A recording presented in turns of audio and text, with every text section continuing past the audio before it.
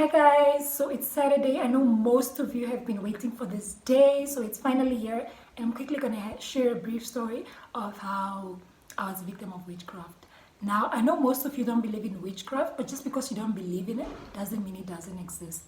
And just because you don't believe in the devil doesn't mean the devil doesn't exist. So in 2007, I became a victim of witchcraft. It happened in December, and it was at the village. So I'll be looking up and down here because my notes are on the phone.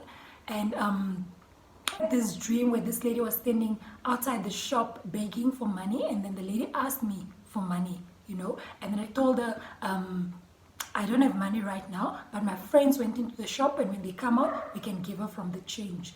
Now, as she was looking down, and she was covered with like old raggy clothes, and then when she looked up, and then her nails became sharp, and she became this scary woman in the dream.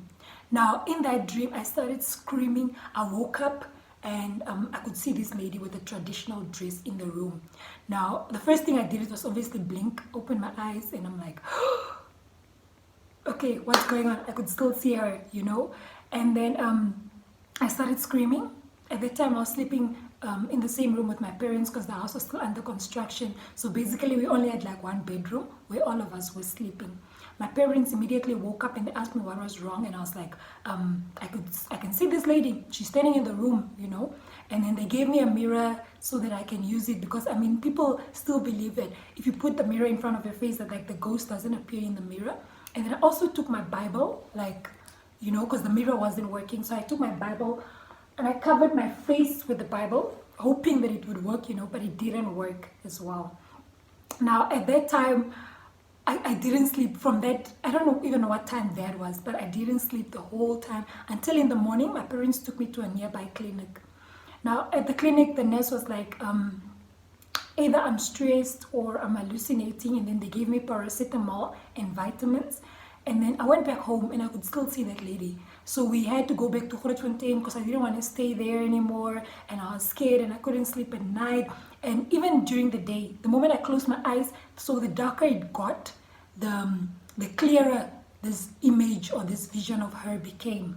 So I would want to keep my eyes open the whole time so that I can't see her. So it's like a vivid image, And then we went back to Grootfontein, but I could still see her.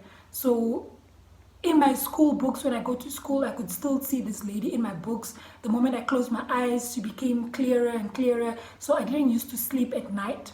I only slept during the day. Sometimes when I could, still get in some sleep and whatnot.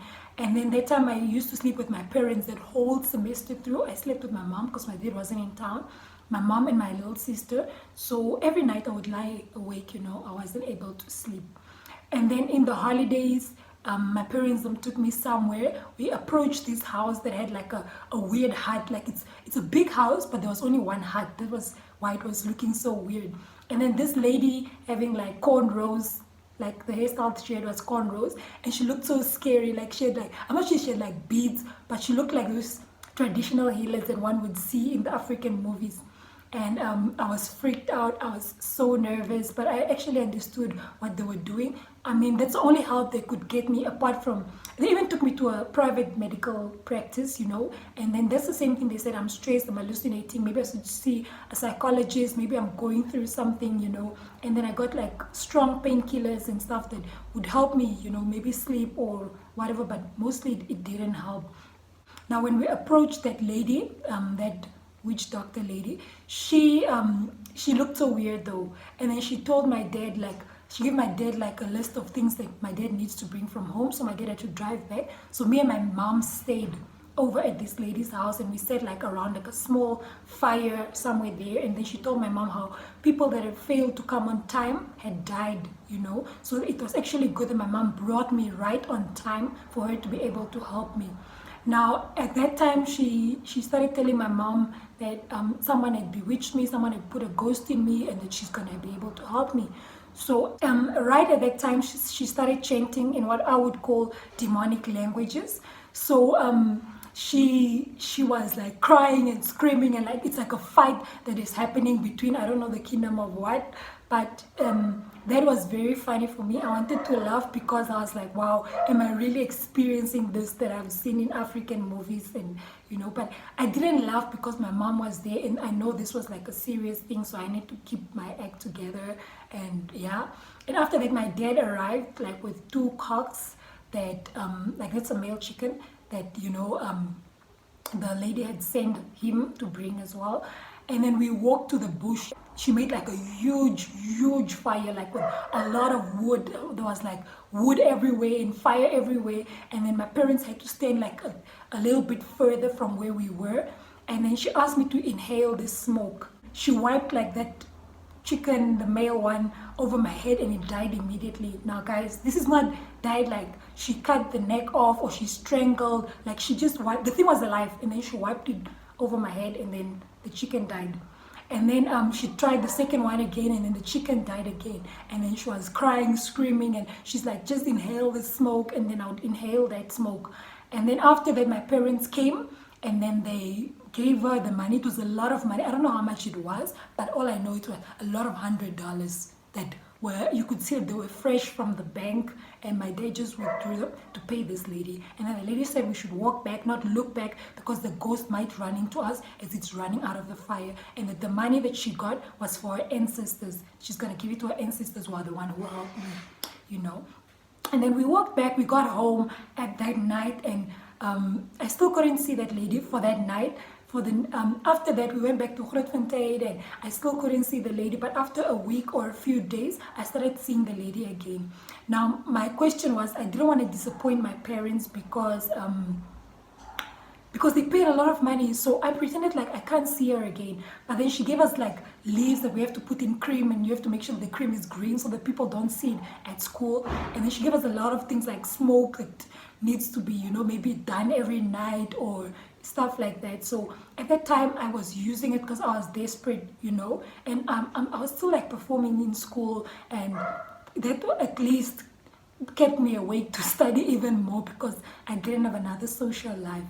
And at that time when I would see her, I would still go sleep with my parents, but I didn't tell them that. I was like, yeah, it's better now, and then my mom thought that it actually worked, and then one day it was an off period at school that no one knew I was going through all this. So in class I would just be blinking the whole time, hoping that I don't scream or I don't do anything crazy because I'm the only one that can see her. But after coming back, they actually became even more. Like I could see a lady, a man, kids.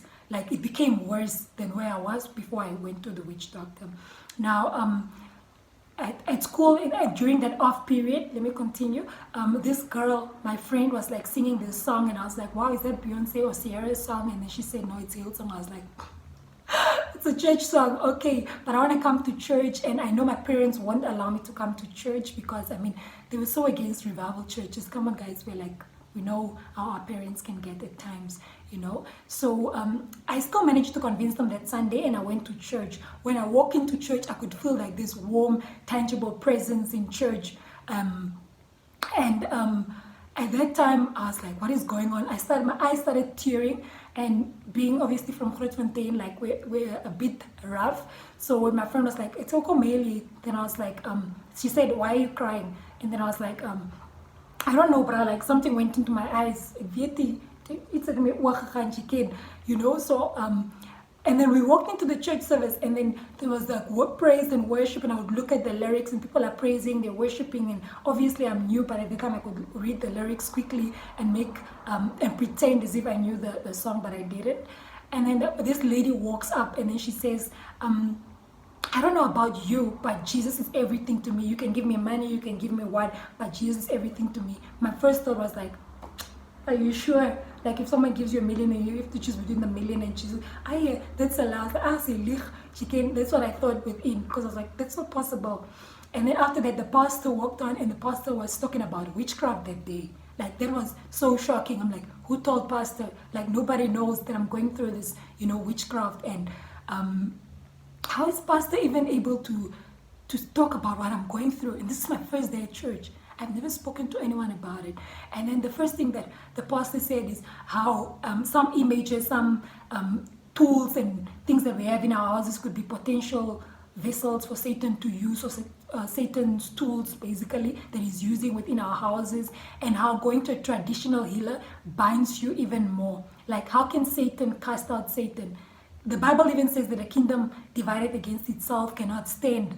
So basically, me going to another traditional healer is like saying, okay, God, Satan, cast yourself out from me. That's basically what I was asking, and he can't stand against himself. So obviously, and we had to pay for it as well. Like, yeah. And then he said that when you're a victim of witchcraft and you see these images, the first thing you have to do is you have to command them to leave in Jesus' name, because you have the authority as a child of God.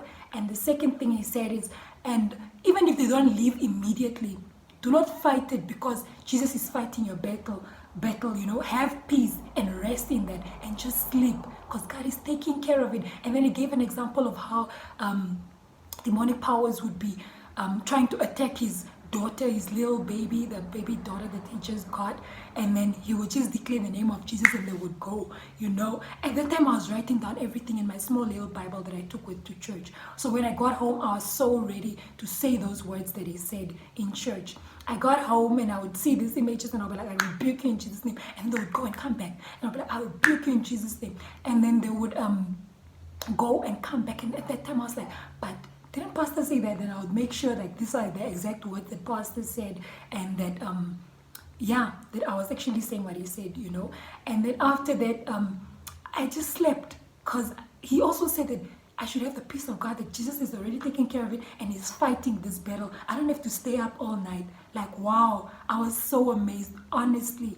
Like, you know, when you've seen these images for so long, 2007 to 2010, I've gotten used to it. It wasn't like as scary as it used to be in the beginning, but knowing that someone actually took care of that was like the answer that I needed to my prayer.